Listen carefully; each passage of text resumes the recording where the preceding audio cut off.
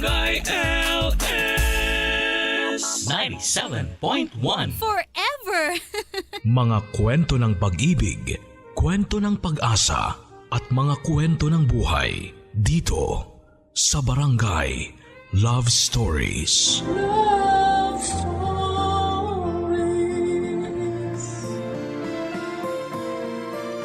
Ano ba ang pwedeng gawin sa mga taong wala ng ibang ginawa kundi ang punahin ng buhay na pinili mo? Kaya mo ba silang patahimikin gamit ang mga sariling pamumuna nila?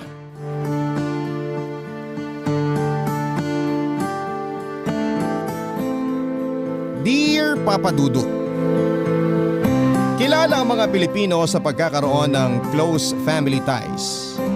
Naniniwala kasi tayo na ang pamilya, kasama na ang mga kamag-anak ay dapat nagtutulungan at nagdadamayan. Susuportahan ng isa't isa sa oras ng kagipitan. Pero madalas, Papa Dudut, ay naaabuso ang magandang Filipino trait na ito ng iba nating mga kamag-anak. Akala kasi nila ay nakakatulong sila sa mga paraan nila ng pagpuna.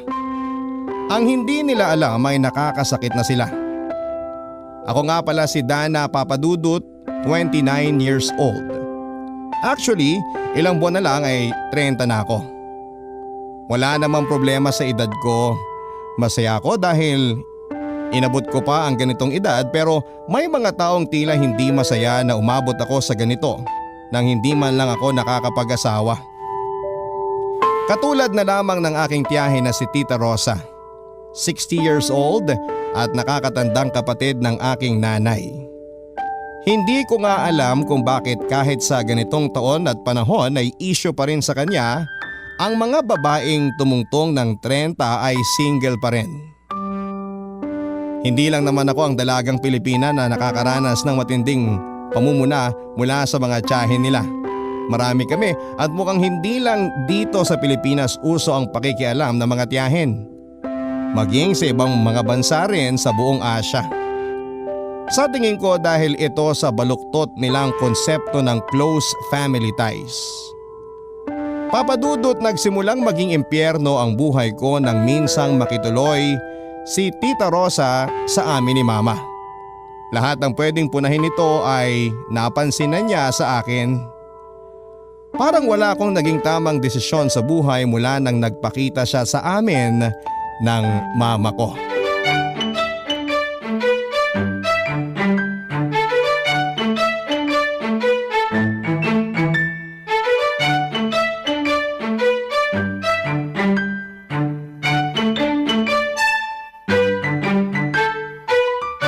Aba, ikaw na ba talaga yan, Dana? Opo, tita. Ako to. Oy, tingnan mo nga naman talaga ang panahon. Sobrang bilis eh. Parang kailan lang ipalakad-lakad ka dyan sa labas ng bahay ninyo nang hubot-hubad. Tapos ngayon, aba, isa ka ng nurse. Tita Rosa, hindi. Hindi po ako nurse. Ano bang hindi ka nurse? Hindi ba yan yung kursong kinuha mo? Yun nga po. Oh, ano nangyari? Hindi ka ba nakapagtapos? Nagpalit ka ba ng kurso mo? Parehong hindi po, tita. Oy, ano? Nakapagtapos naman po ako ng nursing. Pero bumagsak ka sa board exam. Grabe, tita. Bagsak agad. Hindi naman po. Hindi po ako nag-take ng board exam. Kinabahan ka, no? Alam mo, Iha, normal lang yan. Lalo na kapag sa lahi natin na hindi naman masyadong binayayaan ng talino. Pero magdasal ka lang. Magdobena ka. Makakapasa ka. May awa ang langit sa mga kapos sa utak na katulad mo. Tita, wala po akong balak mag-board exam dahil hindi naman po ako interesadong maging nurse. Bakit naman hindi ka interesadong maging nurse? Pangarap yan ang lahat ng nasa pamilya natin. Ako, ang nanay mo. Aba, lahat kami nangarap niyan pero dahil wala nga kaming pang-aral, hindi namin nagawa. Tapos ikaw, pinalad na makapagtapos sa nursing, pinabayaan mo lang. Magtatampo sa'yo ang biyaya, Dana.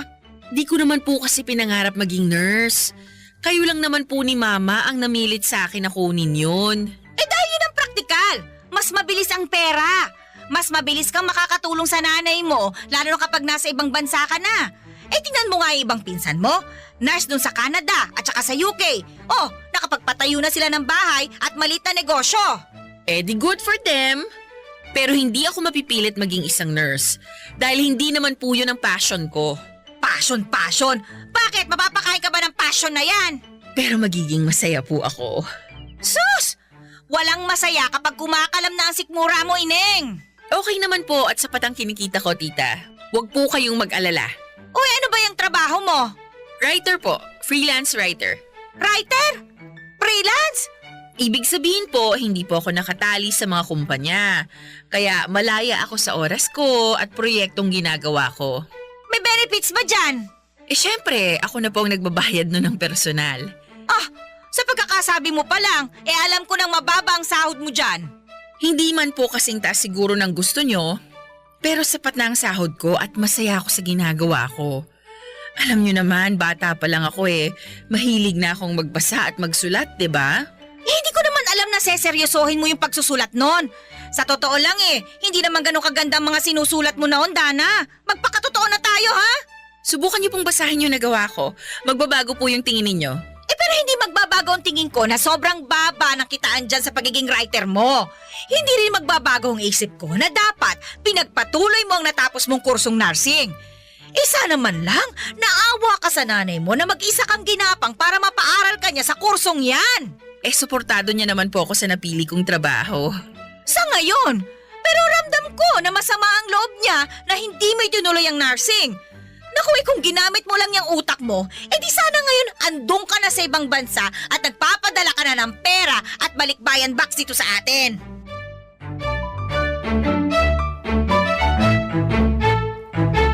Sa totoo lang ay nasaktan ako noon sa mga sinabi ni Tita Rosa sa akin. Alam ko namang may pagkamatalas ang dila niya. Hindi nga sila madalas nagkakasundo ni nanay dahil doon. Hindi ko lang inaakala na masusugatan at masasampulan ako ng dilang yon ng tita ko. Sobrang talas nga.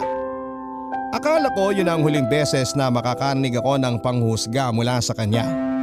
Pero habang tumatagal ang pag-i-stay niya sa bahay ay mas marami siyang napupuna sa akin, Papa Dudut, at sa mga naging desisyon ko sa buhay. Sinusubukan ko namang maging kalmado at marespeto bilang yun naman ang tinuro sa akin ng aking nanay, pero sobra na kasi, Papa Dudut.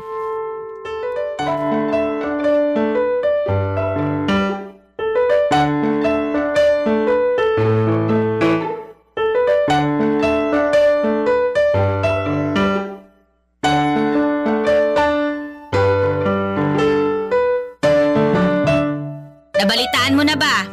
Ano po yun, tita? Yung pinsan mong si Lilet ikakasal na. Opo, kahapon ko lang po nabalitaan. Mas bata pa yun sa'yo. Pero tingnan mo nga naman at naunahan ka pa. Ilang taong ka na nga ulit? 27? 29 po. Actually, magte-30 na po ako ngayong taon. Magte-30 ka na? Opo. At wala ka pang asawa? Yup. Wala rin pong boyfriend kung yun ang isusunod yung itatanong at mas lalong walang anak. Ano pong bakit? Bakit ka umabot sa edad na yan pero wala ka pa ring asawa? Kasi po, desisyon kong maging single. Kasi po, di ba, hindi pa ako readyng magpamilya. Masyado nang late, iha! Hindi naman po ako nagmamadali. Sa ngayon, na-enjoy ko naman po ang buhay single ko. Alam mo, mag-ayos-ayos ka kasi at huwag kang lagi rito sa bahay para makahanap ka ng aasawahin mo. Mula nung dumating ako rito, hindi pa kita nakikita nagsuklay man lang Wala naman po akong pupuntahan sa labas kaya bakit ako mag-aayos? Di ba nababahala ang nanay mo na dalaga ka pa rin? Aba, mabilis tumakbo ang oras. Mamaya niyan nag-aalaga ka na ng mga pusa o kaya nagwawali sa bakuran tuwing alas 5 ng umaga. Kung ganun man po ang abutin ko, wala naman pong problema. Di naman po nabawasan ang pagkatao at pagkababae ko kung hindi ako makahanap ng magiging asawa. Malungkot ang mag-isa. Sino na lang ang makakasama mo kapag nirarayuma ka na? Sino na lang ang susustento sa'yo kapag matanda ka na? Kaya ko naman pong gawin yun sa sarili ko kahit wala akong maging asawa o maging mga anak. Ayokong iasa ang araw-araw ko sa bulsa ng magiging asawa ko at ng mga anak ko. Sus! Iba pa rin ang may asawa at may anak. Ibang saya ang naidudulot nun. Tingnan mo mga pinsan mo may mga pamilya na. O di hamak na mas bata sa'yo pero nakita mo naman, ang sasaya nilang lahat. Eh di good for them po at doon nila nahanap ang kasiyahan nila. Sa akin po, di ko dyan nakikita ang magiging kasiyahan ko. Kaya hayaan nyo na po ako. Naku Dana, hindi kita tatantanan hanggat hindi pumapasok dyan sa utak mo na kailangan mo ng mag-asawa. Bahala po kayo tita, pero hindi magbabago ang desisyon ko. Hindi ako mababahala kahit sabihin pang magme-menopause na ako at wala pa rin akong nahahanap na karelasyon. Man, huwag kang magsalita ng ganyan at baka marinig ka ng Diyos at parusahan ka. Sus, tinamay pa ang Diyos. Ano sabi mo? Sabi ko po tara na sa kusina at mukhang ready na po yung paksiw na niluluto ni Mama.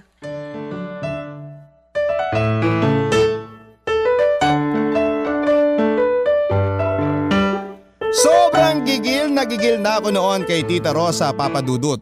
Pero hindi ko pa rin siya magawang bastusin kahit papaano naman ay naturuan ako ng aking ina na huwag maging bastos. Pero hanggang saan ako magpipigil at magkakaroon ng pasensya. Hindi ko nga alam kung saan nakakakuha ng lakas ng loob si tita para tanungin ang mga ganong kasensitibong bagay sa akin. Habang kumakain pa nga kami ay panayang sumbong nito kay mama tungkol sa pinag-usapan naming dalawa Papadudut. Panay ang kumbinsi nito na hanapan na raw nila ako ng lalaking mapapangasawa ko at dapat daw yung may stable na trabaho dahil wala raw ako noon. Kawawa naman daw ako kung pareho kong freelancer ang mapapangasawa ko. Nagtitinginan lang kami ni mama noon at nagkakaintindihan na lang kaming dalawa sa pamamagitan ng mga titigan. Kung sana ay parehas lang si mama at si tita ay wala siguro akong magiging problema. Pero hindi Bakit nga ba ganon ang tita ko?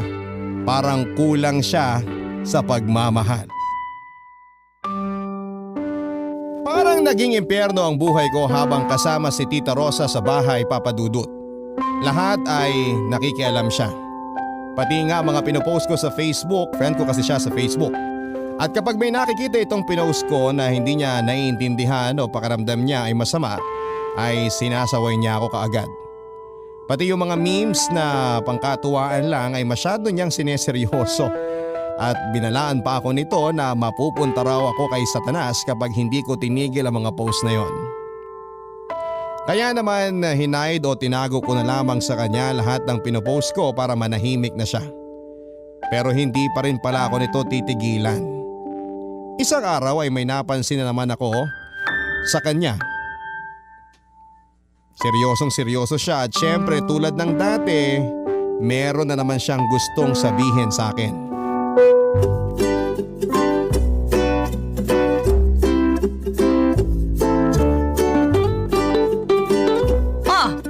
Saan kabaret ba ang punta mo? Po? Parang makikitable ka sa beer house sa damit mo na yan Mainit ho kasi sa labas kaya… Kaya kung magsuot ka halos labas na yung kaluluwa mo. Tingnan mo nga yung dibdib mo, halos lumuwa na. Ay ganyan ho talaga ang design niyan tita. Pa-cleavage ang tawag dyan. Pa-cleavage? Naku, takpan mo nga yan! Kapag may nakakita sa'yo na hayok sa laman baka kung ano pang gawin sa'yo. Tsaka ano ba yung damit na yan? Hindi ko maintindihan kung bakit parang kinulang yata sa tela. Sadya po talagang ganyan yan. Sadya? Kung kabaging ka, kailangan ba magpakita ng pusod ha? Napakadumi na ng hangin sa paligid, paniguradong papasukan ang dumi ang pusod mo. Sige ka, gusto mong mamaho at ma-infection yan. Ang tagal ko na pong nagsusuot ng ganito, malinis pa rin naman po ang pusod ko. Wala pa ring impeksyon. Oo nga, mukhang matagal ka na nga nagsusuot ng ganyan. Nakita kong pinost mo nakapanty at bra ka lang sa beach Mas maganda ho atang sabihing bikini kaysa panty at bra, tita. Saka beach naman po yun ganun naman po talaga ang sinusuot doon. Hindi magandang tingnan na ipakita mo sa mga hindi mo kakilala ang katawan mo. Kailangan ikaw at ang magiging asawa mo lang ang makakakita niyan. Tapos ipopost mo sa Facebook? Hoy, nakakahiya yun! Pansin ko nga po na nahiya kayo sa ginawa ko. Nag-comment pa kayo ng picture ni Satanas dun Abay, para mapaalalahanan na mali ang ginagawa mo. Buti nga sana kung sobrang flat yung tiyan mo Tingnan mo nga ang katawan mo para kang buntis. Oy, teka, buntis ka ba? Di lang ho ako natunawan kaya medyo malaki yung tiyan ko. Mula nung dumating ako dito, pansin kong mataba ka talaga. Hindi lang yan dahil sa hindi ka natunawan. Dahanda ka kasi sa mga kinakain mo. Huwag kain ng kain para mapanatiling balingkinitan ng katawan. Tingnan mo ako. Oh, maayos pa ang katawan ko. Parang dalaga pa rin kung tutusin kumpara sa'yo. Oo nga po. Ang ganda ng katawan nyo eh. Kaya nga mag-diet ka na. Dapat dito sa bahay, puro gulay at iiwas ka sa karne. Magpalit ka na nga ang damit doon. Hindi na babagay sa tiyan mo yung damit mo. Nagmumukha kang tambay na lalaki dyan sa kanto na nagtataas ang damit kapag naiinitan ng pusod.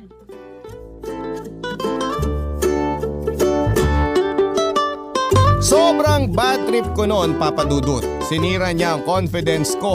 Dati wala akong pakialam sa itsura ko at sa katawan ko. Kahit na anong damit basta mafe-feel kong bagay at gusto ko ay isusuot ko. Pero dahil sa ginawang pamumuna ni Tita Rosa ay nagpalit nga ako ng oras na yon. Nagpalit ako ng pambahay at hindi na tinuloy ang lakad ko ng araw na yon. Sira na ang mood ko kaya naman nag-Facebook na lamang ako at nag-post ng kung ano-anong mga parinig kay Tita na may hashtag pang #body shamer. #pakialamerang frag. Pinagdarasal ko na lamang na sana na dumating na ang araw na aalis na ito ng bahay namin para makabalik na kami sa dati naming buhay ni Mama.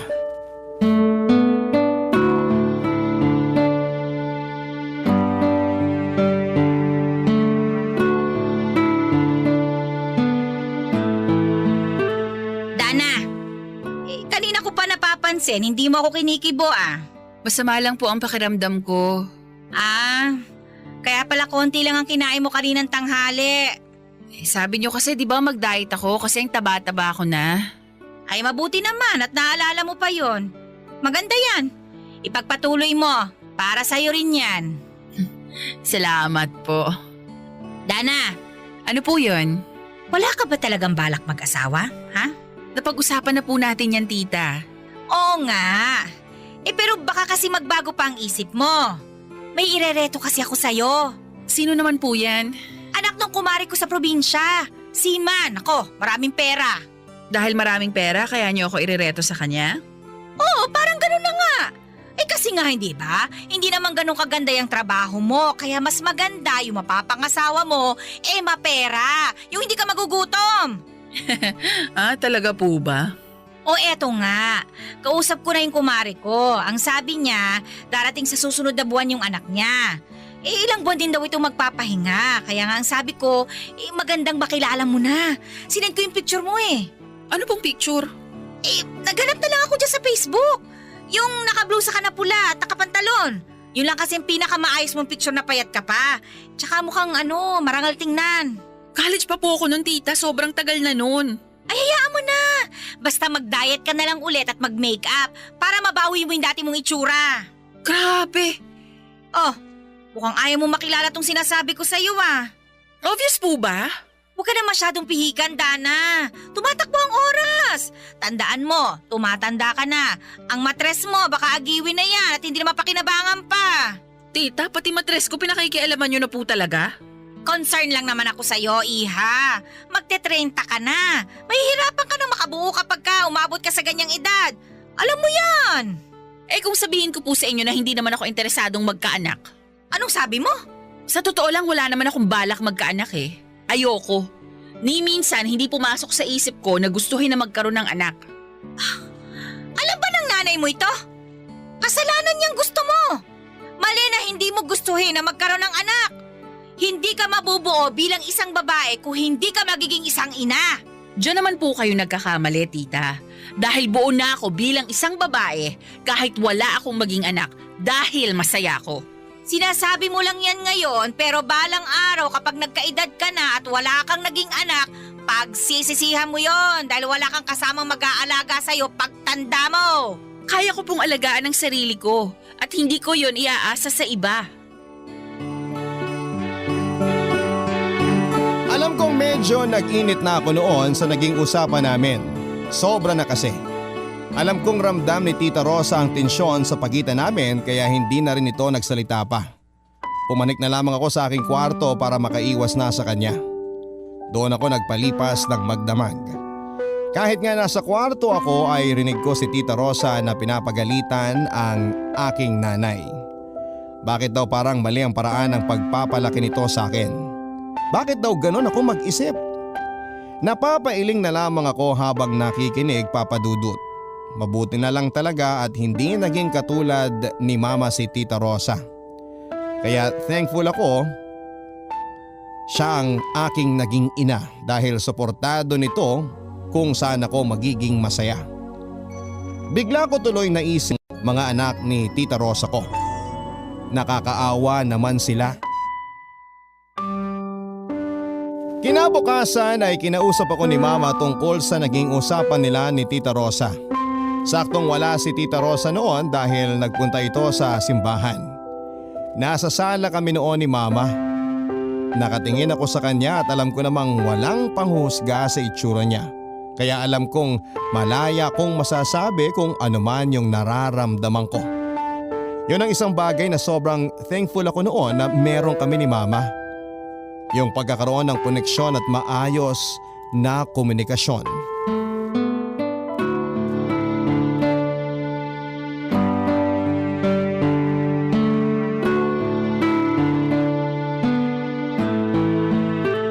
Siguro naman alam mo na kung bakit tayo magkaharap na yon.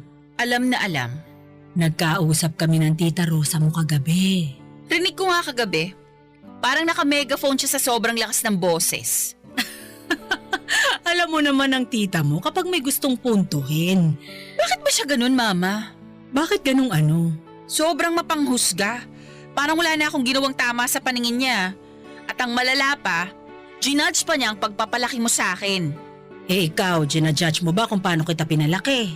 Siyempre hindi. Masaya nga ako na ganitong paraan mo ako pinalaki. Malawak ang pag-iisip at di nang huhusga. Kaya nga nagtataka ako kay Tita Rosa kung bakit ganyan siya mag-isip Magkapatid naman kayo. Sobra kayong magkaiba, Ma. Yung pagiging bukas ng isipan ko, napag-aralan ko marahil nang malayo ako sa lolo at lola mo para mag-aral dito sa Manila. At si Ate Rosa naiwan sa amin. Kaya nakulong lang doon ang mundo niya. At syempre, alam mo naman kung gaano ka-conservative ang lolo at lola mo. Pero sana wag naman siyang maging mapanghusga. Sobrang nakapanliliit na sa pakiramdam yung ginagawa niya Nakausap ko na siya tungkol dyan. Sabi ko maghinay-hinay lang din sa pagsasalita sa'yo. Ano pong sabi niya? Ayun, nagalit. Bakit ko raw hahayaan na maging ganyan ka? Maging ganito na ano? Na masyadong liberated. Di raw maganda. Sa paningin niyo ba hindi maganda? Sabi ko nga sa'yo, dati pa, ang mga desisyon mo ay base sa kung saan ka komportable at magiging masaya. Basta't wala kang natatapakang iba. At wala naman po akong natatapakang ibang tao. Kaya nga, ituloy mo lang. Paano si Tita Rosa? Mahalaga bang sasabihin niya? Di po. O bakit ka magpapaapekto sa kanya? Pero kung pababayaan ko lang siya na gawin at sabihin ng mga ganung bagay sa akin at sa ibang tao, paano po siya matututo na mali ang ginagawa niya? Alam ko na kung paano. Paano po?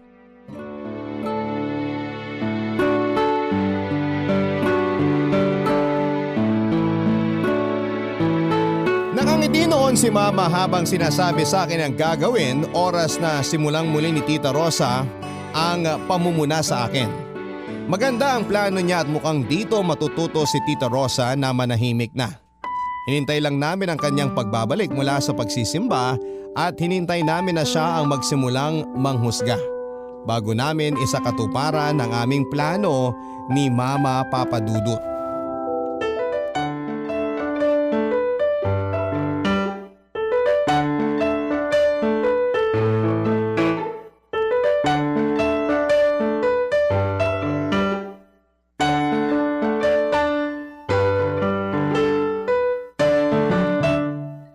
May naghihintay sa'yo sa labas. Yung pinadeliver ko pong pagkain yan, tita. Nagpa-deliver ka na naman? Bakit naman po hindi? Bakit kasi hindi ka mag-aral magluto? Kababae mong tao, hindi ka marunong magluto. Ang mga babae, ginawa para magsilbi sa kusina. Speaking of babae, tita, kumusta naman po kayo ni Tito at nung babae niya? Paano mo? Naku, ayos lang naman yung tita. Siguro ganun talaga. Naghanap si Tito ng mas bata. Kayo naman kaya nyo na yung sarili nyo. Tignan nyo nga po yung varicose veins nyo, lantad na. Abada na ha? Ay, oo nga pala tita, bigla akong naalala. Yung bunso nyo po, hindi nakapagtapos dahil balita ko nabuntis daw ng kaklase niya. Totoo ba yun? Hindi niya kaklase yung nakabuntis sa kanya. Aba, sino po? Yung kapitbahay namin. Oo nga, yun pala.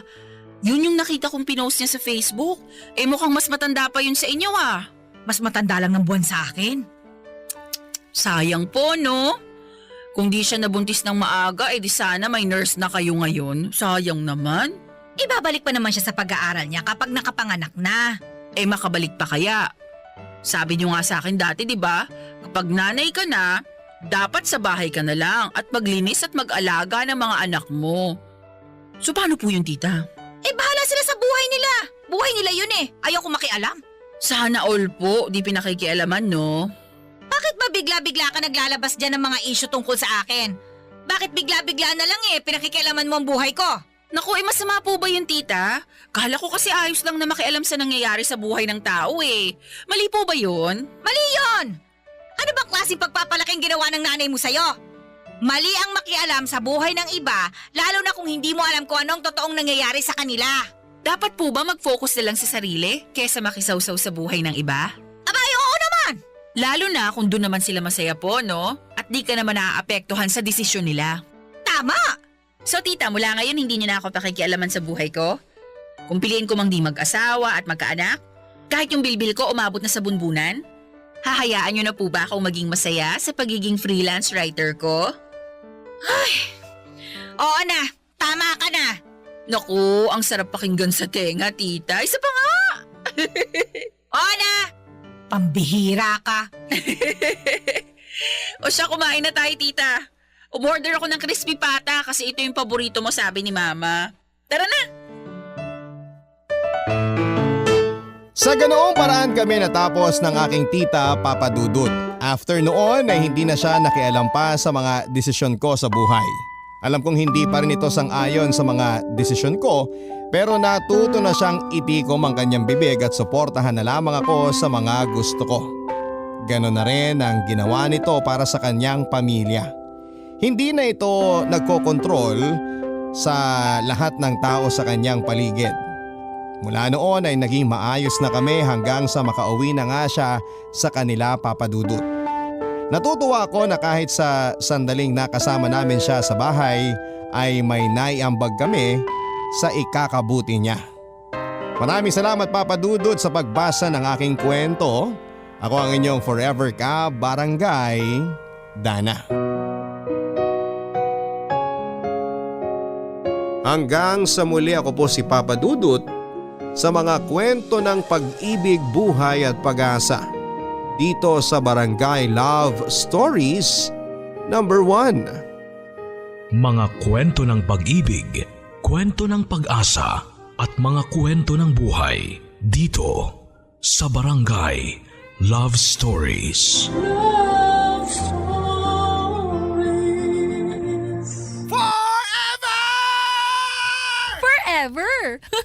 Forever. Nagustuhan ng iyong napakinggan? Ituloy yan via live stream sa www.gmanetwork.com/radio. Ang mga kwento ng pag-ibig, kwento ng buhay at kwento ng pag-asa dito sa Barangay Love Stories. Love Stories.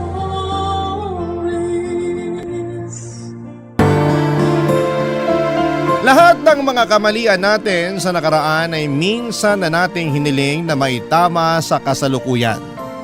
Pero hindi ganon ang realidad dahil walang replay button sa tunay na buhay. Ikaw, kabarangay, meron ka bang maling nagawa na gusto mong maitama? Dear Papa Dudut, lahat naman siguro tayo ay may panghihinayang sa buhay. Oportunidad man ito, bagay o tao. Madalas ay naiisip natin na kung maibabalik pa ang nakaraan ay gagawin natin ang lahat upang hindi na mawala sa atin ang mga pinanghihinayangan natin. At yun ang eksaktong naramdaman ko kaya napasulat ako sa inyong programang Barangay Love Stories. Pero bago ko ipagpatuloy ang pagkukwento ay magpapakilala muna ako. Tawagin niyo na lamang po ako sa pangalang August, 31 years old at kababalik ko lang dito sa Canada netong taong 2024 upang magtrabaho. Hindi na dapat ako mag-abroad ulit pero desidido akong mabigyan ng magandang kinabukasan ng nag-iisa naming anak na si Fatima. Medyo huli ko nang na-realize na kailangan ko palang magdoble sikap, lalo na nung naging tatay na ako. Palibas ay masyado akong kampante at bulakbol noong araw. Mabarkada kasi ako at malimit namin yung pinag-aawayan ng kinakasama ko. Hindi niyo ako masisisi. Nagulat kasi ako sa responsibilidad ng pagiging isang ama. At aminado kong hindi ko pa na-enjoy ang pagkabinata ko. Kaya naman naging easy-go-lucky ako sa relasyon namin ni Fatima.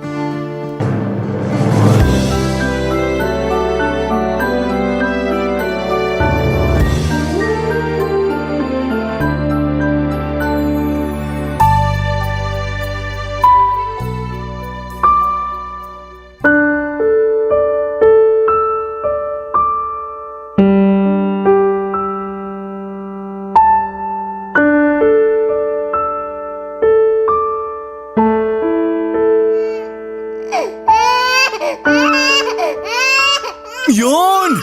Galing! Panalo na naman kami. Grabe. Buti pumusta ako ng malaki. August, hindi mo ba naririnig yung anak natin? Kanina pa umiiyak ko. Tana anak. Halika, buhatin ka muna ni Mama ha. Ano ba naman yan, Fatima? Nagugulat ka naman. Oo. Sa boses ko nagulat ka pero hindi mo malang narinig ang iyak ng anak natin? Ayos ka rin ha? Kanina naman hindi umiiyak si baby. Kanina hindi umiiyak si baby. Ang sabihin mo kahit nakabaging tong anak natin sa kaiiyak, wala kang pakialam kasi nakatutok ka lang dyan sa cellphone mo. Grabe ka naman magsalita. Totoo naman ah. Bakit? Nasasaktan ka? Sino ba naman di masasaktan dun? Day off ko naman. Karapatan kong gawin ang gusto kong gawin kasi pahinga ako sa trabaho ngayong araw. Wow! Buti ka pa may karapatang magpahinga. Kumusta naman ako? Isusumbat mo na naman sa akin pag-aalaga mo sa anak natin? Malamang! Yan tayo Kung makapagsalita ka, akala mo di natin anak yung inaalagaan mo. Hindi ako magkakaganito kung tinutulungan mo sana ako. Kaso hindi Akala mo kung sino kang senyorito? Baka nakakalimutan mo ha? 2 buwan pa lang tong anak natin, August. Hindi ko naman nakakalimutan yon. Tsaka tinutulungan naman kita sa abot na makakaya ko Talaga ba? Hindi mo nga maalagaan ang anak natin ng ilang oras para makatulog man lang ako Puyat na puyat kaya ako. Tapos ikaw, palagi na lang ang sarap ng tulog mo sa gabi. Siyempre, pumapasok ako sa araw. Anong gusto mo? Pareho tayong puyat? Ang sa akin lang naman, iparamdam mo naman sa akin na mahalaga ako sa'yo.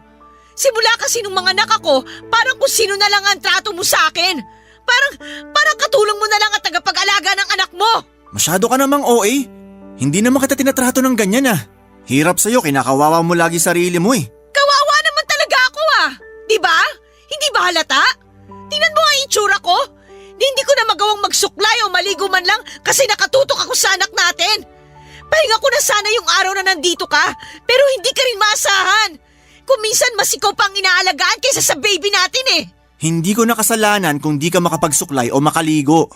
Diskartehan mo yan, malaki ka na. Puwisit ka talaga! Tingnan mo. Tanak, Pati anak natin naiingayan na sa bunganga mo. Anak, hindi ako magbubunganga ng ganito kung may kusa ka lang.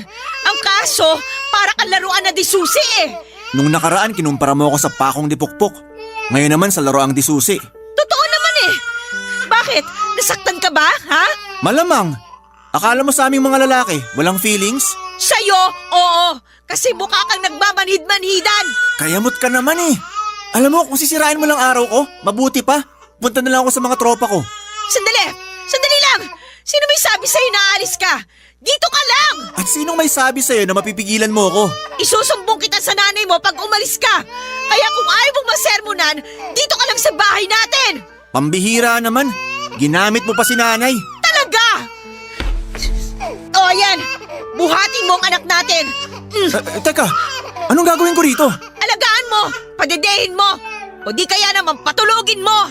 At saan ka pupunta? Saan pa ba? Di sa banyo. Maliligo kasi nanlilimahid nga ako. Sabi mo, diskartehan ko paliligo ko, di ba? O yan, bantayan mo ang anak mo. Diyan ka na. Naman Bilisan mo lang ha! Tahan na baby. Nandito na si Papa, huwag ka na umiyak. Papa Dudut, 25 years old ako noong nabuntis ko si Fatima at nung nalaman yun ni nanay ay hindi siya agad natuwa dahil nga sa aming 5 magkakapatid na lalaki ay ako lamang yung mahinang dumiskarte at tatamad-tamad. Kaya naman nag-alala ng husto ang nanay ko kung paano ko bubuhayin ang magiging anak ko. Wala naman akong trabaho noong nabuntis ko ang kinakasama ko. Buti na lang talaga at naawa sa akin yung isa kong tropa kaya pinasok ako bilang waiter sa parisan niya. Kaya sinabi ko sa nanay ko na pangangatawanan ko ang mag-ina ko. Pero dahil wala pa kaming sapat na ipon na pangbukod ay inuwi ko muna sa bahay si Fatima. Maayos po ang naging pagtanggap at pakikitungo ng nanay ko kay Fatima. Bagay na ikinatuwa at ipinagpasalamat niya. Palibhasa ay matagal na talagang gustong magkaanak ng babae ng mga magulang ko. Pero namatay na lamang ang tatay ko ay hindi yon natupad. Kaya nga itinuring ni nanay na parang tunay na anak si Fatima lalo na at ito lang yung manugang niya na tumira sa bahay namin. Kaya lang ay meron din palang disadvantage yun dahil kapag nag-aaway kami ni Fatima, siya ang laging kinakampihan ng nanay Ofelia ko, Papa Dudut.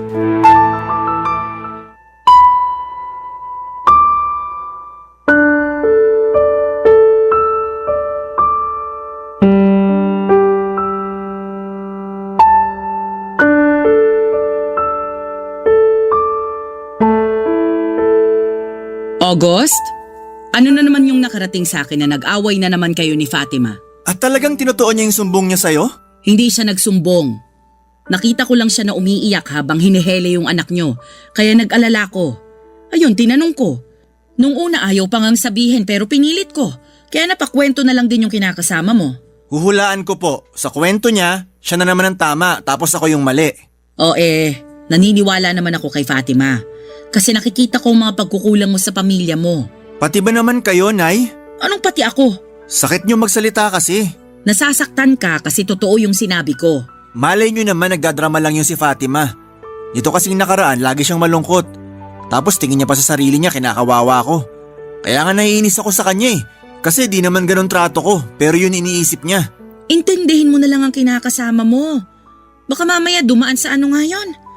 Postpartum depression yang si Fatima. Mahirap yon para sa aming mga babae na nagluwal ng sanggol. Kayo talaga?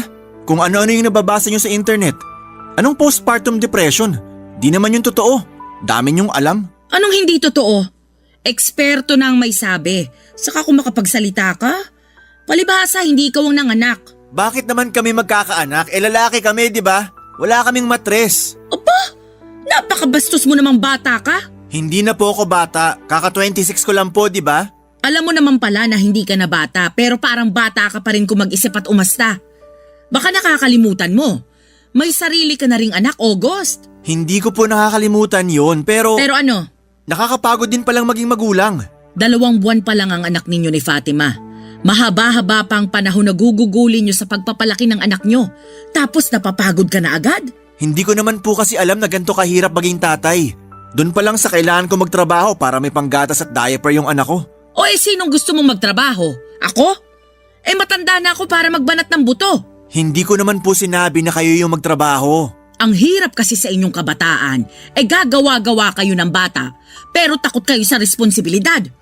Ang bilis nyo pang mapagod, lalo ka na. Sorry na po. Huwag na kayong magalit sa akin. Paano hindi magagalit sa'yo? Katwiran mo, bulok. Tapos panaysisi ka pa sa kinakasama mo. Maanong tulungan mo na lang siya pag nandito ka sa bahay? Hindi naman po kasi nakakatuwang tulungan si Fatima. Wala na siyang ginawa kundi magreklamo. Katulad nung pag naglalaba kami. Sabi niya di naman daw maayos pagbabanlaw ko. Kaya bumubula pa yung sinampay namin. Kahit ako siguro si Fatima, magrereklamo sa klase ng paglalaba mo. Hindi nga po kasi ako marunong. Kasalanan niyo rin naman po kasi di niyo ako tinuruan nung araw. At ako pang sinisi mo? Sa inyong magkakapatid, ikaw yung napakasutel, napakatamad at mareklamo pag inuutusan. Akala mo yata habang buhay akong nasa tabi mo, kaya kahit ganyan ang edad mo wala ka pa ring alam sa mundo. Sobra naman po kayo magsalita. Ginagawa ko naman makakaya ko. Pwes, pagbutihan mo pa. Huwag mo sasabihin na pagod ka na kasi pag magulang ka na, wala ka ng karapatang mapagod. Sana kasi bago ka nag-anak, pinag-isipan mo muna yung bagay na yan. Tapos ako pang sisisihin mo? Kesyo hindi kita tinuruan ng ganito, ganyan? Ikaw ang hindi willing matuto? Oo na po. Sorry na nga po. Huwag kang panay sorry. Magsikap ka para sa anak at pamilya mo. Tanda-tanda mo na eh. Papa Dudut, pakiramdam ko ay wala akong kakampi sa sarili naming pamamahay. At kahit na nanay ko ay hindi rin ako kinakampihan, kaya nga habang tumatagal ay napuno na lamang ako. Inisip ko na napaka-unfair nila sa akin dahil pinagtutulungan nila ako. Namahal lang nila ako sa tuwing may naibibigay ako sa pamilya namin. Pero dahil madalang lang naman yon ay madalas silang magalit sa akin. Kaya naman imbes na matuto at magpursige ako sa trabaho ay mas lalo akong tinamad. Hindi nagtagal ay lumayo na ng tuluyan ang loob ko sa mag-ina ko at pati na rin kay nanay. Mas matimbang na sa akin ang mga tropa ko dahil sila ang nalalapitan ko para makinig ng mga hinaing ko sa buhay. Lalo na kung tungkol yon sa kinakasama ko. Nawala na rin ako ng amor sa anak namin at kapag nasa bahay ako ay mas gusto ko na lamang matulog kesa alagaan siya. Bakit ko gagawin yon? Trabaho yon ni Fatima bilang babae. Dahil sa ugali kong yon ay lagi na lang nagagalit sa akin ang nanay ko, Papa Dudut. Pero wala akong pakialam. Barangay Love Stories. Barangay Love Stories.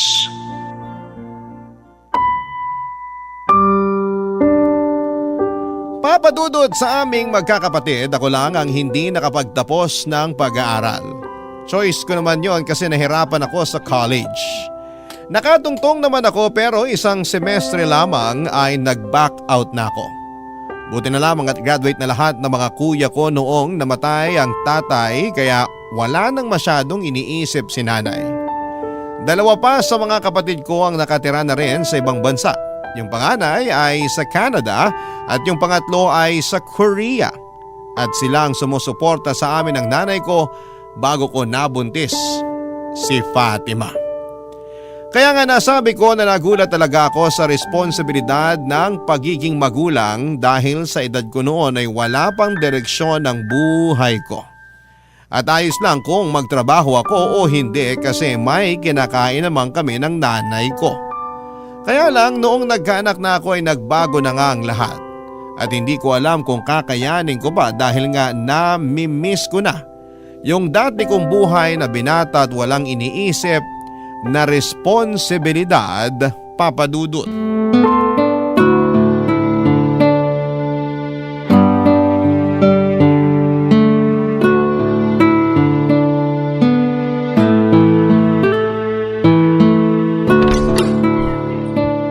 Ay, grabe. Daming customer kanina sa paresan. Ayun, di ako maganda ugaga sa kakaserve sa mga tao. Mabuti pa makaupo nga muna. August, nabili mo ba yung gamot ng anak natin para sa sinat niya? Ha? Ay, nako, hindi. Ano ka ba naman? Ubus na yung gamot ni baby. Huling inom na yung kanina. Bakit? May sinabi ka ba sa akin? Oo, kaninang umaga. Kaninang umaga pa pala. Malamang makakalimutan ko yon kasi nga dami kong ginawa. Pero nag-text ako sa'yo eh. Huwag mo sabihin na hindi mo nabasa. Nakita ko status mo sa Facebook kaninang 3:00. Sobra ka naman. Ako pa talaga ikaw tong parang wala sa hulog. Alam mo may sakit yung anak natin eh. Bukas ka na lang bumili. Masyado ka namang ano. O sige, akin ang pambili. Anong pambili? Wala akong pambili. Bakit wala? Sahod mo ngayon, di ba? Oo, kaya lang Kaya lang ano? konti lang yung sinahod ko kasi may ilang araw din akong di nakapasok nung sumakit ngipin ko, di ba? O tapos? Ayun, sakto lang pambayad sa kinuha kong hulugang cellphone. Ano ka mo? Kaya wala na akong pera. At inuna mo pa talagang bayaran yung pesting cellphone na yan? Alam mo naman na tuwing sahod ko yun hinuhulugan, di ba? Tsaka pumayag ka naman na kumuha ako matapos mong basagin yung screen ng phone ko. Oo nga, pero hindi ibig sabihin uunahin mo yan kaysa sa pambili ng gamot ng anak mo. O paano na ngayon?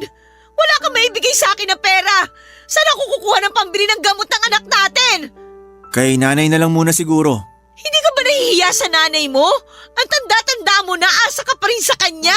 Kesa naman di mo mabili ng gamot ang anak natin, sige nga. Tsaka babayaran ko naman pag sumahod ako sa susunod eh. Kung makapagsalita ka, parang kampante ka lang na may nanay kang mauutangan kaya hindi mo na kami inisip ng anak mo, ah. Ano na naman bang drama yan, Fatima? May binayaran nga ako, di ba? Hirap bang intindihin yon? Oo, kasi ikaw ang padre de pamilya sa atin. Dapat alam mo i-prioritize ang pangangailangan ng pamilya. Tsaka hindi lang naman ito yung unang beses na nagipit tayo, ah. Dahil sa kulang o hindi kaya mababa yung sweldo mo. Buti na lang talaga nandyan yung nanay mo pero mahiya ka naman sa kanya. Bakit ako mahihiya? Nanay ko yun. Tsaka asa rin naman siya sa mga kuya ko na nasa ibang bansa. Eh di mahiya ka sa mga kuya mo. Ay, ewan ko sa'yo. Ang nega mo naman. Hindi ako nega. Sinasabi ko lang sa'yo yung totoo. Matanong nga kita, kontento ka na ba sa trabaho mo dyan sa paresan ng tropa mo? Oh, trabaho ko na naman na pagdiskitahan mo. Tanong ko ang sagutin mo. Kasi hindi kayang bumuhay ng pamilya yung sinusweldo mo doon. Kaya naman. Kaya mo mukha mo. Wala ka nga may abot sa akin ngayong pambili ng gamot ng anak mo eh. Paulit-ulit naman tayo eh. Hayaan mo. Sa susunod, meron na akong iaabot. Parang nagsisisi na ako na nagpabuntis ako sa katulad mo na mahilang dumiskarte at kontento na lang sa puro hingi sa nanay niya. Kakainis ka!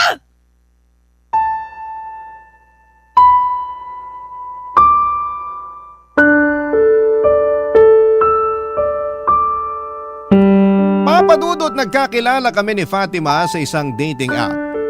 Tagal ko na rin kasi noong walang jowa kaya nainggit na ako sa mga tropa ko na in a relationship. Lagi kasi akong out of place pag nagsasama-sama silang may mga jowa kaya sabi ko sa sarili ko ay gusto ko na rin pumasok sa isang relasyon. Jowa lang talaga, wala pa sa isip ko ang magkaroon ng anak kaso'y nadisgrasya noong nagkainuman kami na magtotropa bilang selebrasyon ng pagkakaroon ko ng jowa. Pareho kaming nalasing ni Fatima at ayon, bumingo na kaagad.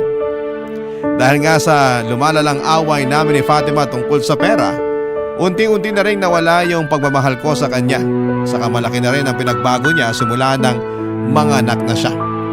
Madalas na niyang napapabayaan ang kanyang sarili kaya hindi na siya ganon kaakit-akit sa aking paningin. Kaya siguro ako nahulog sa katrabaho kong babae na di hamak na mas maganda kay Fatima. Kaso'y matalas ang pakiramdam ng kinakasama ko dahil nalaman niya ang kalokohan ko. At syempre sinumbong niya ako kaagad sa nanay ko, Papa Dudut.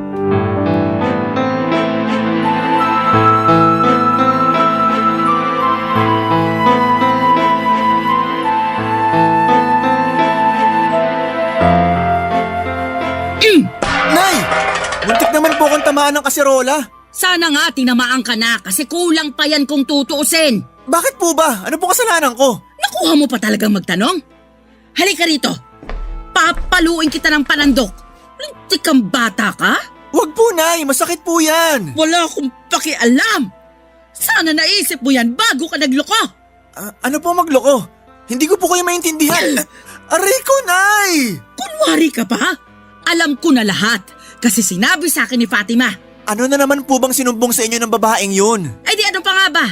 Yung tungkol lang naman sa pambababae mong damuho ka. At naniwala naman kayo sa kanya, ako tong anak nyo? Bakit hindi ako maniniwala kay Fatima? Eh hindi naman sinungaling yung kinakasama mo. Nay naman eh.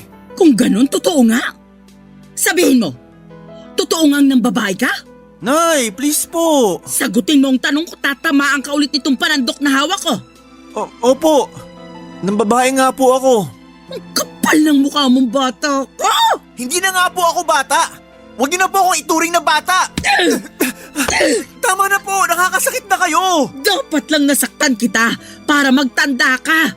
Puro ka sabi na hindi ka na bata. Pero tingnan mo nga yung ginawa mo sa kinakasama mo. May anak na kayo ni Fatima. Pero bakit nakuha mo pang tumingin sa iba? Kasi nakakasawa na po yung ugali ni Fatima. Nakakaaburido na. Parang hindi na siya yung babaeng minahal ko. Parang nag-iba na siya. Kaya ka ng babae kasi nag-iiba na si Fatima? Baka naman imahinasyon mo lang yon. Kasi sa nakikita ko, siya pa rin naman yung kinakasama mo. Yung nanay ng anak mo. Oo, may nagbago sa kanya. Lalo na sa pisikal niyang itsura. Nakwento niya sa akin na hindi ka na raw nagagandahan sa kanya dahil hindi na siya madalas nakapag-aayos o kahit suklay man lang. Pero naisip mo man lang ba kung bakit? May anak siyang inaalagaan. Naisip ko naman po yun. Pero yung ibang nanay nga, bakit nagagawa pa rin mag-ayos ng sarili nila? Malamang hindi sila nangungunsimi sa mga asawa nila. Hindi tulad mo. Mahina na nga dumiskarte. Nakuha pang mambabae. Ay! Saan ba ako nagkulang sa pagpapalaki sa'yo, anak? Bakit kasi ganyan ang ugali mo? Bakit hindi ka nalang nagmana sa mga kuya mo na matitino at responsable sa mga pamilya nila? Yan na naman kayo. Kinukumpara nyo na naman ako kay na kuya. Kanino kita ikukumpara? Sa mga kapitbahay? Syempre hindi po. Nagtataka lang ako kasi pare-pareho naman kayo ng gatas na ininom. Isa rin yung tubig na pinanligo ninyo. Ay, walang labis, walang kulang. Pero bakit parang sa'yo sumablay, anak? Ewan ko po. Basta yun yung nararamdaman ko. Ayoko na kay Fatima kaya nagawa kong tumingin sa iba. Ganun na lang yon? Hahayaan mo na lang masira ang pamilya nyo dahil lang sa ayaw mo na? Kesa naman po pilitin pa natin. Wala rin naman patutunguhan. Ay, napakasinto-sinto mo talaga kahit kailan. Papadudot na galit ako ng husto kay Fatima dahil sa pagsusumbong niya sa nanay ko. Ewan ko pero pakiramdam ko ako yung aping-api sa amin dahil pinagtulungan nila ako ni nanay. Kaya nga ininsulto ko lalo ang kinakasama ko at mas pinamukha ko sa kanya kung bakit ko nagawang tumingin sa iba. Hindi nga nagtagal ay tuluyan na akong umalis sa bahay namin para makisama sa babae ko dahil mas ramdam ko sa kanya ang concern at pag-aalaga sa akin. Alam ko na marami sa inyo ang madidismaya at sasabihin na baka karmahin ako. Kaya nga pagkalipas ng 3 buwan ay nangyari ngayon nang manlalaki naman ang babaeng pinalit ko kay Fatima at hindi nagtagal ay iniwan na rin niya ako. Noong naging mag-isa ako ay nakaranas ako ng depresyon kaya kinapalang ko ang mukha kong umuwi sa pamilya ko. Kaso hindi ko naabutan sa bahay namin ang mag-ina ko dahil sinabi ni nanay na umalis na raw si Fatima Papadudot at umuwi sa kapatid niya para doon na manirahan kasama ang anak naming 2. Barangay Love Stories. Barangay Love Stories. Papadudot doon ko po na-realize na sobrang lungkot pala na mag-isa sa bahay namin habang wala ang mag-ina ko. Kaya nga noong sinermonan ako ni nanay ay pikit mata kong tinanggap lahat ng mga sinabi niya. Tama naman kasi siya dahil naging pabaya akong padre di pamilya at malaki talaga ang pagkukulang ko kay Fatima at sa anak namin. Doon na ako nag-isip-isip na sana'y hindi ko pinagpalit ang pamilyang meron ako. Nang makapag-ipon na ako ng lakas ng loob ay ginawa ko na ang sa tingin ko ay nararapat na tamang gawin. At yun nga ay ang panunuyo kay Fatima na bumalik sa bahay namin at sa buhay ko. Kasama ang nanay ko ay pinuntahan namin sila sa tinutuluyan nila para humingi ng paumanhin. Umaasa ako Papadudot na patatawaran ako ni Fatima kasi alam ko sa sarili kong mahal niya pa ako. At ako pa rin ang tatay ng anak namin, Papadudot.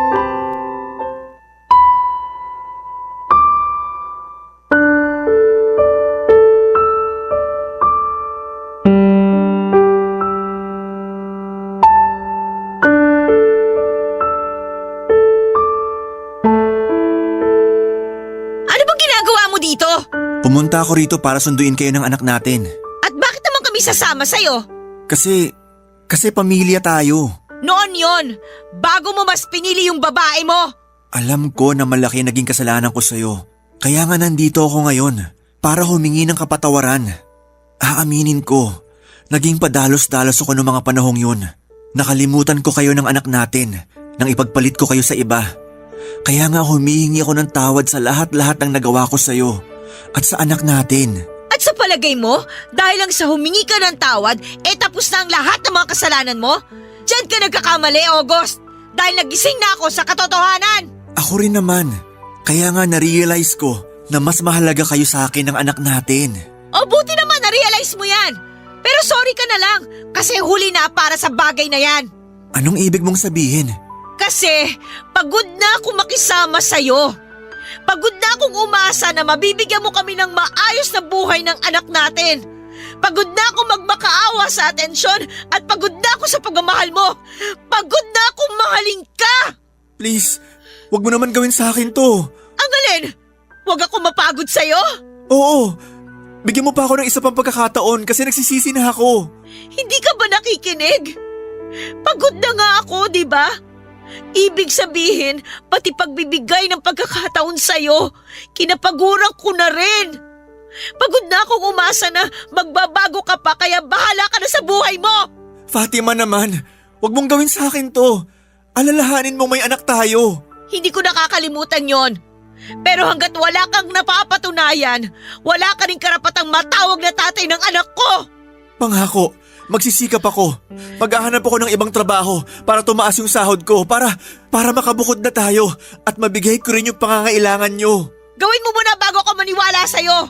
At kung magawa mo man, huwag ka pa rin umasa na magkakabalikan tayo. Hindi ko naman ipagkakait sa'yo yung anak natin eh. Pero ayoko na makisama sa'yo kahit kailan. Ayoko na ulit maranasan yung mangungunsumi ako sa'yo. Yung mapraning sa'yo dahil sa pagiging sinungaling mo. Regalo ko na lang talaga sa sarili ko na bitawan yung relasyon natin kasi alam ko wala na akong mapapala sa katulad mo. Huwag ka naman magsalita ng ganyan. Lahat naman ng tao nagkakamali. Walang pinapanganak na perpekto. Kaya nga magsikap ka na lang na magbago para maging mabuting tatay sa anak natin. Kasi hanggang doon na lang yung magiging papel mo sa buhay namin. Ang mabuti pa, umalis ka na. Ayoko na makita ka pa. Fatima naman, wag mo naman gawin sa akin to. Sorry pero ayaw na nga kasi talaga kitang makita. Hindi pa ako handang makita ulit ang manlolokong katulad mo kaya umalis ka na. Please, pag-usapan natin to. Wag mo ako ipagtabuyan. Gusto mo ba lumuhod ako? Hindi mo na kailangan gawin yan. Umalis ka na lang. Sige na, umalis ka na. Huwag ka na muna magpapakita sa akin. Fatima, buksan mo tong pinto. Mag-usap tayo. Fatima, mag-usap tayo. Patawarin mo ako. Hindi ko sinasadya. Fatima! Papadudot na pahiya talaga ako ng husto ng pagsarhan ako ni Fatima ng pinto. At ang sakit lang sa loob ng mga sinabi niya sa akin. Gusto kong magalit sa kanya pero hindi ko magawa dahil kasalanan ko naman ang lahat. Iyak ako ng iyak habang inaalo ni nanay. Buti na lamang at kasama ko siya dahil parang nawala ng lakas ang mga tuhod ko dahil sa mga nangyari. Ramdam ko ang pag-aalala niya at nananaig pa rin sa kanyang pagiging magulang kahit na galit siya sa akin. Patuloy kong sinuyo si Fatima dahil nandun pa rin ang pag-asa ko na mapapatawad niya ako. Sinubukan ko pa nga siyang ligawan ulit pero mariin niyang sinabi na ayaw na niya talaga makipagbalikan sa akin. Doon ko napag-isip-isip na baka kaya niya ayaw sa akin ay dahil hindi ko pa napapatunayan sa kanya ang lahat ng mga sinabi ko. Kumbagay wala pa akong maipagmamalaki o resibo para sa kanya. At sa anak namin kaya nga doon ako nagpatulong sa kuya ko na nasa Canada na kunin ako dahil gusto kong magtrabaho doon. Bago ko umalis ay sinabi ko kay Fatima na babalik ako para pakasalan siya. Bagaman sinabi niya na wala na akong aasahan sa kanya ay hindi ko yon pinakinggan at pinaniwalaan. Tinuloy ko ang pag-abroad ko habang nagsusustento sa anak namin. Hindi naman pinagkait ni Fatima ang anak ko kaya naman masayang masaya ko. Pagkalipas nga ng 3 taon ay umuwi ako sa Pilipinas para tuparin ang pangako ko sa dati kong kinakasama. Plano ko na sanang mag-propose ng kasal sa kanya kaya lang ay nalaman ko na ikakasal na pala siya sa iba.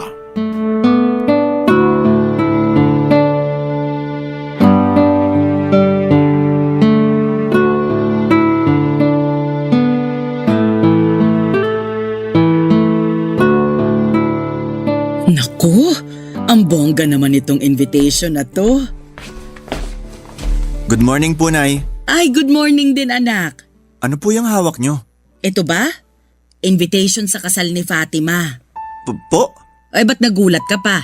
Eh, alam mo namang ikakasal na yung dati mong kinakasama. Alam ko nga, pero nagulat lang ako kasi inimbita niya kayo. Bakit naman hindi? Eh, parang anak ko na yung si Fatima. At nanay na ang turing niya sa akin. Saka kinuha niya akong ninang sa kasal niya. Kaya imbitado talaga ako. At pumayag naman po kayo. Oo naman. Bakit hindi? Kasi ano po, Ano nga? kasi di nyo man lang ba naisip yung mararamdaman ko? Alam nyo naman yung rason kaya ako umuwi rito sa Pilipinas, di ba? Sinabi ko sa inyo na gusto ko ng pakasalan si Fatima. Pero nagulat na lang ako nung nalaman ko na sa iba na pala siya ikakasal. Ikaw lang naman ang nagdesisyon na pag uwi mo rito, yayayain mo na siya magpakasal. Nakwento sa akin ni Fatima na bago ka raw umalis pa Canada noon, sinabi niya na sa'yo na wala na kayong pag-asa na magkabalikan. Ikaw lang naman tong umaasa magpasa hanggang ngayon. Tigil mo na yan kasi ikakasal na yung tao. Mag-move on ka na. Sobra naman po kayong magsalita. Alam nyo naman na nagsisi na ako sa mga nagawa ko noon kay Fatima at sa anak namin. Patunay nun yung pagsusumikap ko kaya ako nag-abroad. Dapat lang naman na magsumikap ka kasi may anak kayo ni Fatima na dapat mong suportahan at pagtapusin ang pag-aaral. Kahit para doon na lang sa bata, maging mabuting tatay ka. Kasi yung dati mong kinakasama may nakilala ng ibang lalaki. Yung trumato sa kanya ng matino. Nagmahal ng totoo at hindi nang iwan dahil lang napagod sa relasyon at naghanap ng iba. Hanggang ngayon po ba? Sinusumbat nyo pa rin sa akin yung mga kasalanan na nagawa ko noon? Eh bakit hindi? Kasalanan mo naman talaga kaya sa iba ikakasal si Fatima eh. Kung hindi ka sana nagloko noon, kayo pa rin sanang magkasama ngayon. Ay, sa totoo lang, nalulungkot ako nung nagka-boyfriend si Fatima. Pero nung nakita ko siya sa piling nung lalaking mapapangasawa niya, napanatag ako. Bilang ina na anak na ang turing sa kanya, wala akong ibang hangad kundi maging maligaya siya sa piling ng lalaking mahal niya at totoong nagmamahal sa kanya. Kahit na hindi ako yung lalaking yon?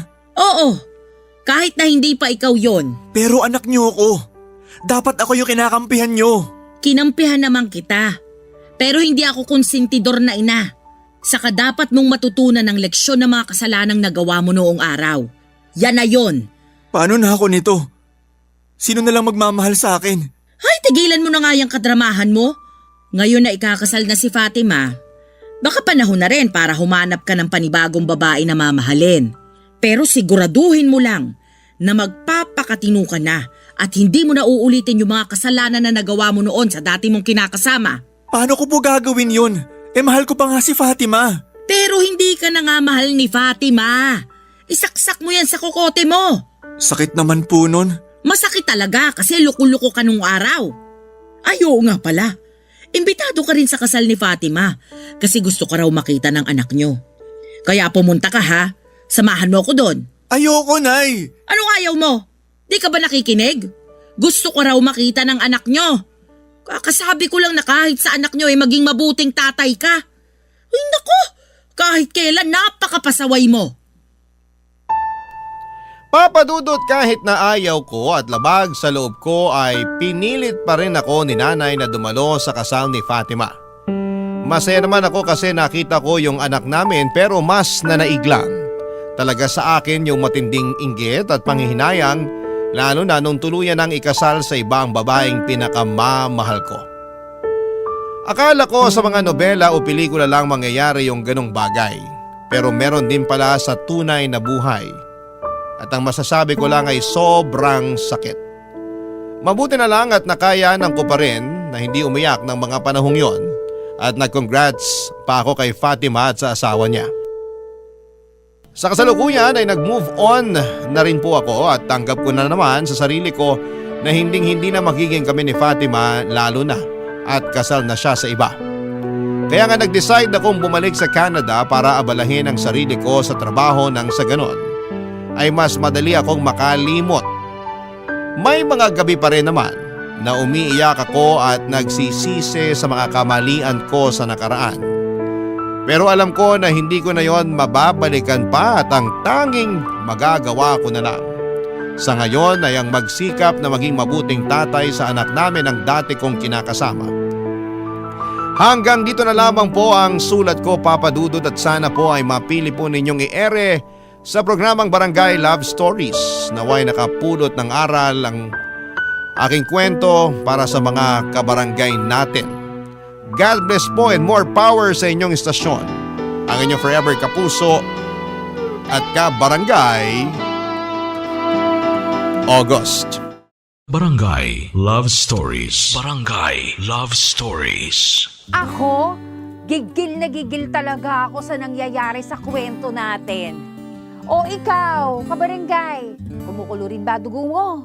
Pwede kang mag-iwan ng comment sa ating comment section. Nagustuhan ng iyong napakinggan? Ituloy yan via live stream sa www.gmanetwork.com/radio.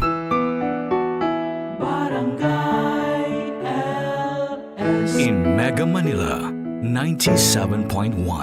Forever!